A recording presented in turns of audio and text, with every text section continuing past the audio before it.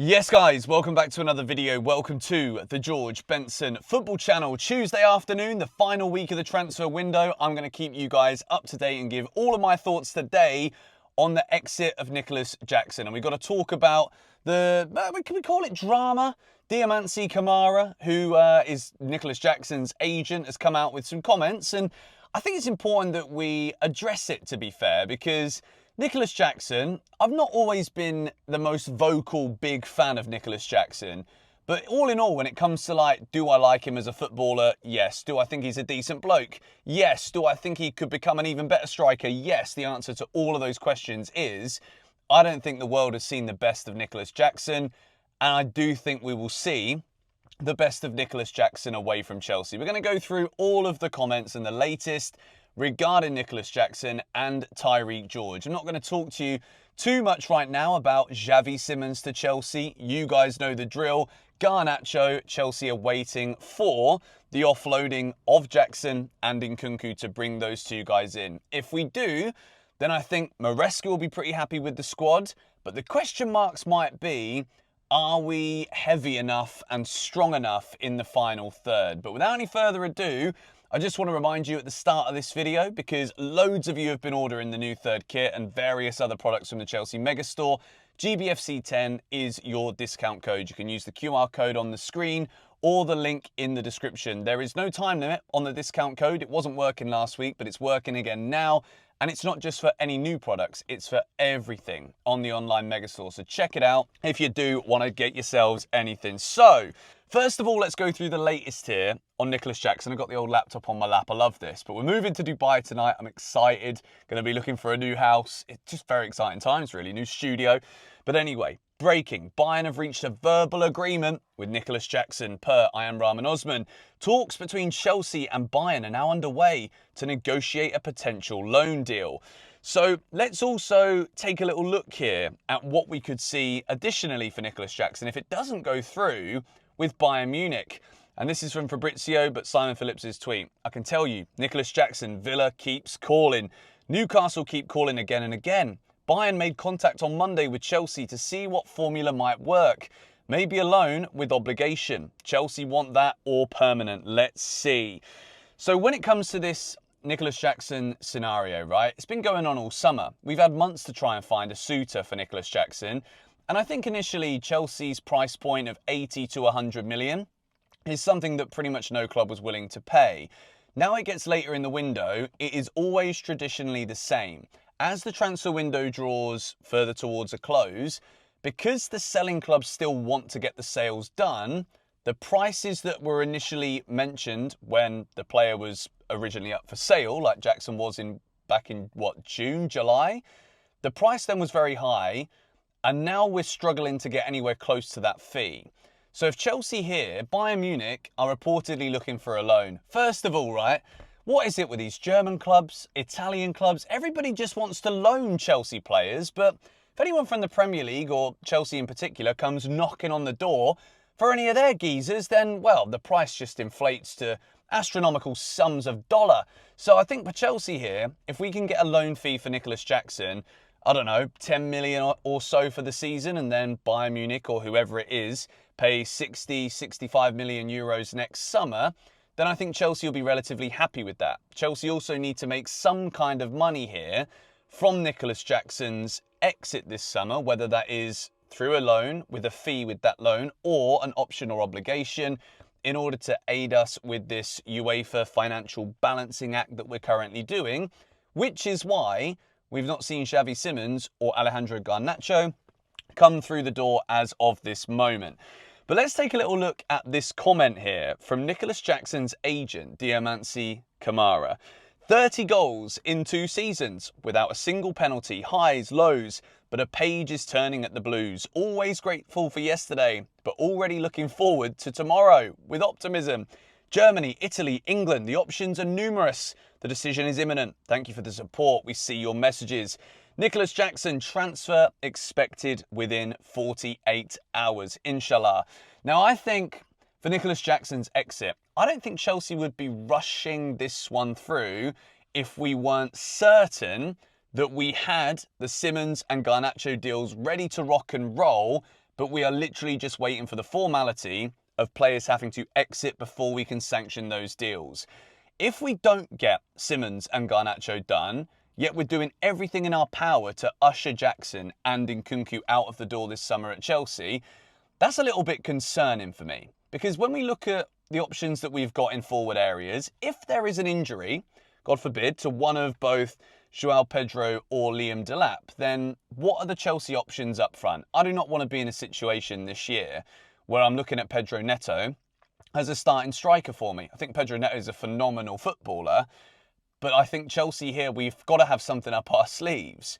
To go into the season in the Champions League, as well as domestic cups that we'll obviously be trying to go as far as possible in, to go into that with two strikers who are both brand new to the football club is a little bit risky. Do I think, yes, that the squad will be bolstered massively by the arrivals of Xavi Simons? And look, Garnacho, as much as I'm not a massive supporter of this Garnacho signing, we will have options then on the left wing. We will have options in the attacking midfield position. And right now, we're still waiting to see what happens with Cole Palmer. There's still a lot of uncertainty regarding Cole Palmer's injury.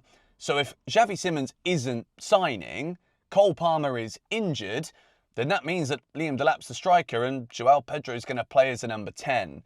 So with Nicolas Jackson leaving, and looking at this comment again from his agent, 30 goals is not a bad return for his first 2 seasons in English football. But there's no denying, when I look at Delap and Joao Pedro at Chelsea, even in the early stages of this season, I'm looking at 2 players that I think bring us better quality. Jackson, like I say, I think Nicolas Jackson could grow into be a fantastic striker. I really do. That's kind of why I hope he goes to Bayern Munich from a selfish perspective, because I don't want to see him scoring goals against us for Aston Villa or Newcastle. Teams that Chelsea will be probably looking at this season as, right, well, we've got to stay ahead of you. We've got to finish ahead of you, which obviously right now, already 2 games in, we're getting a bit of breathing space between those 2 clubs. So for Nicolas Jackson, I think a move to Bayern Munich would be an interesting one, because he's not going to play on the left wing because Luis Diaz has just signed. Harry Kane has been the top scorer pretty much everywhere he's been in his whole career, and now he's at Bayern Munich and he's won the Golden Boot twice in Germany. So he's certainly not going to take over Harry Kane's position right now. Kane's getting older though, and it would be a fantastic backup for Bayern Munich if Nicolas Jackson were to go there. So it looks to me now like it's just a formality. It's a question of when, not if, Nicolas Jackson will be exiting and leaving Chelsea this summer. And I wish him all the best, you know. I was the same as anyone. With those red cards, I'm like, well, this is just proof that this guy is not ready.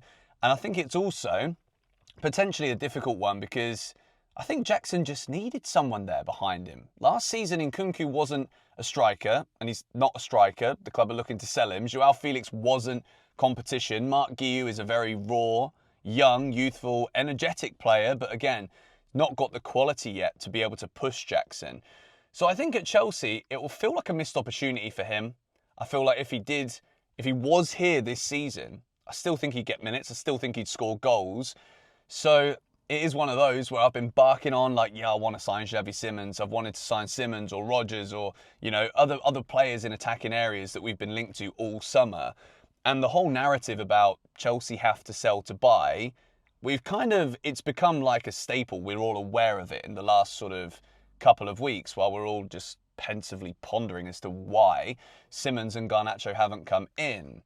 And Jackson's one of those players that does need to be sold in order to facilitate those transfers happening. So at this point in time, I wish Nicolas Jackson the best of luck wherever he goes, and probably a bit less luck if he goes to Villa or Newcastle. But I think if he were to go to Newcastle, that would obviously mean Alexander Isak goes to Liverpool. And having watched that football match last night, I think Newcastle just need an Alexander Isak, really, and then they've got a quality side.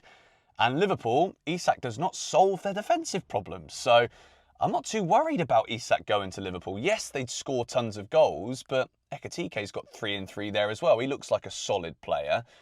So, yeah, Jackson at Newcastle I think would do so well. I genuinely think we would see him score 15, 20 goals this season. If he goes there, that'd be my prediction. And at Bayern Munich, who knows how many minutes he would get. But Nicolas Jackson is ready for his next move. Let's move now then Into the latest regarding Tyrique George. AS Roma and Chelsea will be in direct talks for Tyrique George on Tuesday. Chelsea favour permanent move with heavy sell-on clause, as Roma are in talks with both club and player side. Still no changes on Jadon Sancho's stance at this stage of the window. So Roma wanted Sancho. Sancho didn't want to go to Roma. Tyrique George going to Roma, I think this would be an amazing move for him. I think it's a top European club. It's not necessarily one of like the top upper echelon Barcelona, Real Madrid's, but Roma are a massive club. Going over to Italy, I think would be great for his growth as a person, as a player. I think he would thrive and excel there. And one thing that is important here with all of these deals that we are seeing with player exits this summer, we've also got Carney Chukwuemeka, who is now confirmed and completed his move today to Borussia Dortmund. Chelsea are securing massive, heavy sell-on clauses in all of these deals. So when we're talking about potential, obviously last night, I know that you're probably wondering why I haven't spoken about it yet. We saw it. Rio scored that incredible goal last night for Liverpool. And of course, he signed from Chelsea in the summer last season. And look, a lot of Chelsea fans are saying that we shouldn't let him go, we shouldn't let him go. We tried to offer him a new deal, he didn't want to sign it. So there was nothing really we could do about that per se. And that was around the time when Chelsea were looking to buy Gabriel Mech. So maybe we didn't do too much to try and keep hold of him perhaps. But the point of the matter is, right, as long as we have these big sell-on clauses for players like Tyrique George, Carney Chukwuemeka, realistically we know there was not going to be a space for Tyrique George this season. Ever since it's been pretty much just like a straight line arrow now towards, yep, Chelsea are bringing in Garnacho. It's just an inevitability and it's just when as opposed to if. So for Tyrique George, there was not going to be too many opportunities. But I will say this, right? Tyrique George is a big reason why Chelsea are in the position we're in right now in the Champions League. That goal he scored against Fulham, almost as important. Maybe Neto's winner was probably more important, but like it does mean a huge anchorage moment when it comes to what Chelsea achieved at the end of that season last season. So I wish Tyrique George all the best. It looks as though a move to Roma is something that is being discussed and negotiated today. So that is the big latest at the moment regarding Chelsea and player exits. Nicolas Jackson, we're looking to get him out the door in the next 48 hours. And maybe Aston Villa and Newcastle, instead of just like calling and inquiring, just like get your flipping money out. Do you know what I mean? Newcastle need to stop pussyfooting around and just let Isak go to Liverpool and just notice that the ship has sailed, mate. And then buy Jackson as the replacement. Trust me. I know Newcastle fans are going to hate hearing this, but I genuinely think Jackson would thrive at Newcastle. So, is it Bayern? Is it Villa? Is it Newcastle? We will have to wait and see. But anyway, going to wrap this Chelsea news video up for you guys here. Probably won't be a second video later on today, but I'll try and get one uploaded for you guys tomorrow from the heat of the desert in Dubai. Really excited by this move. It's like the next life chapter for me. So yeah, just bear with me over the next couple of days. If things are a little bit slow and things are happening, I'm going to try my best to, even if it's just in the car for now, whilst I sort houses and offices and things, you know, like it's going to be very exciting. But yeah, thank you guys for all the love and support. As I said at the start, if you do want to get anything from the Mega Store, check the QR code on the screen. The link's in the description. The discount code for you lot is GBFC10. Thank you guys so much for watching. I'll see you in the next one. Come on, you Blues.